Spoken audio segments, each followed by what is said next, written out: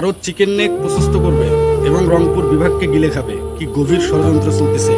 ভিডিওটা খুব গভীর মনোযোগে দেখুন। আর আমরা ইন্ডিয়া ইন্ডিয়া বলে আমাদের নেতারা পাগল হয়ে আছে, দিবানা। আর সেই ইন্ডিয়া আমাদের 5-10 জনে কিভাবে ষড়যন্ত্র করছে। ভারত তখন তার অস্তিত্ব রক্ষার্থে সার্বভৌমত্ব রক্ষার জন্য সামরিক ও কূটনৈতিক শক্তি প্রয়োগ করে বাংলাদেশকে 3 টুকরো করার পথে হাঁটবে। প্রথম টুকরো, ভারতের শিলিগুড়ি করিডোরকে সুরক্ষিত ও চওড়া করতে বাংলাদেশের উত্তরাঞ্চলীয় রংপুর ডিভিশনকে সামরিকভাবে মূল ভূখণ্ড থেকে বিচ্ছিন্ন বা বাফার জোন করা যেতে পারে।